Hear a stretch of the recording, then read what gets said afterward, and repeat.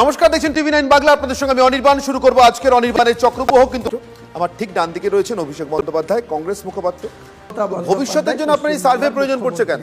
এই ইতিহাস তো সবার জানা। তো বিষয়টা হচ্ছে আমাকে কেন এটা যাচাই করতে হচ্ছে, আমাকে এটা যাচাই করতে হচ্ছে আমার কমিউনিটির লোকরা যে পরিমাণে ভোট তৃণমূল কংগ্রেসকে দিচ্ছে বা দিয়েছে বিগত 2016, 2021, 2024-এর লোকসভা এবং 2018-র ত্রিস্তর পঞ্চায়েত নির্বাচন এবং 2023-এর ত্রিস্তর পঞ্চায়েত নির্বাচন, সেই পরিমাণে যে উন্নয়ন মুসলিম সমাজের মানুষের হওয়া উচিত, যে পরিকাঠামোর মধ্যে দিয়ে মুসলিম সমাজের যোগ্য ব্যক্তিদের চাকরি থেকে শুরু করে তাদের অন্যান্য সুযোগ সুবিধা যে পরিমাণে পাওয়া উচিত, আমরা গ্রাস রুটে বসবাস করি। কংগ্রেস মুসলিম ভোট, হিন্দু ভোট এই পলিসিতে বিশ্বাস করে না।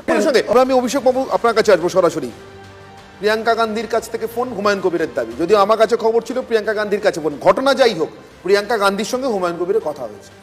এলে দেখা করবেন না এটাও বলছেন না, মানে দেখা করবেন। সোজা কথায় কংগ্রেসে এলে নেবেন 1 মিনিটে, এবং তার সঙ্গে আমার প্রশ্ন, আজকে প্রশ্নের উত্তর 1 মিনিটে প্লিজ। প্রিয়াঙ্কা গান্ধীর খেয়ে দেয়ে কাজ নেই, প্রিয়াঙ্কা গান্ধীর লোকজনকে ফোন করে বেড়ান। 2 হচ্ছে যে হুমায়ুন কবির মোটামুটি এসইউসিআই বাদ দিয়ে সব দল ঘুরে এসেছেন। মানে 2019 সালে উনি যখন মুর্শিদাবাদের মতো কেন্দ্র থেকে বিজেপির ক্যান্ডিডেট হচ্ছিলেন, তখন উনি এক্স্যাক্টলি বাংলার কোন মুসলিম সমাজের কোন আশা আকাঙ্ক্ষা পূরণ করছিলেন আমি জানি না। ওনার যদি এখন অ্যামনেসিয়া হয়ে থাকে তাহলে আলাদা ব্যাপার। এবার তোমার যে প্রশ্ন যে ভোট ব্যাংকে ভাঙন ধরছে কিনা, ভোট ব্যাংকে ভাঙন ধরছে তো, তার কারণ ধরে নাও আশফাকুল্লাহ নাইয়া, তিনি মুসলিম কিন্তু তিনি কোনোদিন তৃণমূলকে ভোট দেবেন না।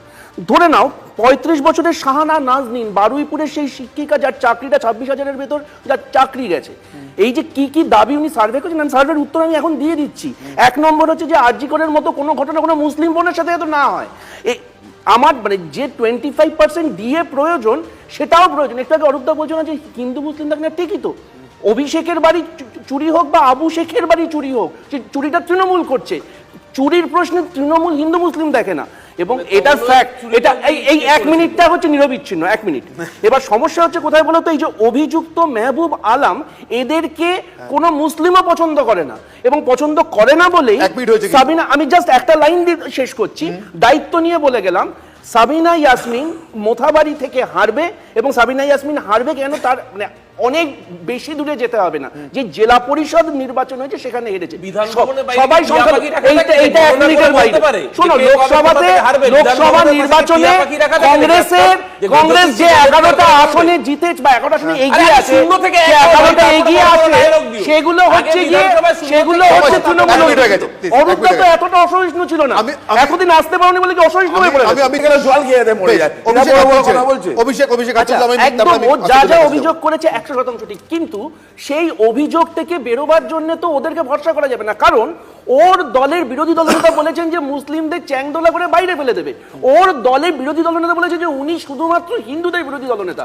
যে মুসলিমদের ওপর যে অবিচার বা অত্যাচার হয়েছে, ও এক্ষুনি বললো সরকার কমিটি থেকে 5,000 টাকার নিচে সব কথা অভিযোগ করতে, কিন্তু সেই অভিযোগের সমাধান তোরা দেবে না। ওরা তো বলছে অভিযোগ দেবে না। তাহলে সমস্যাটা অন্য জায়গায়। সমস্যাটা হচ্ছে ওরা কোন মুসলিমকে পছন্দ করবে। আমার প্রশ্ন যে বিজেপির সংখ্যালঘু সেলটা কি আছে না নেই? বিজেপির সংখ্যালঘু সেলটা আছে না নেই? বিজেপির সংখ্যালঘু সেল আছে না নেই? বিজেপির সংখ্যালঘু সেল আছে না নেই? বিজেপির কেন আছে? তাহলে সেই সংখ্যালঘু সেল কেন সংবিধানের পদাধিকারী শুভেন্দু অধিকারীকে এই প্রশ্নটা করে না? সে শুধুমাত্র হিন্দুদের বিরোধী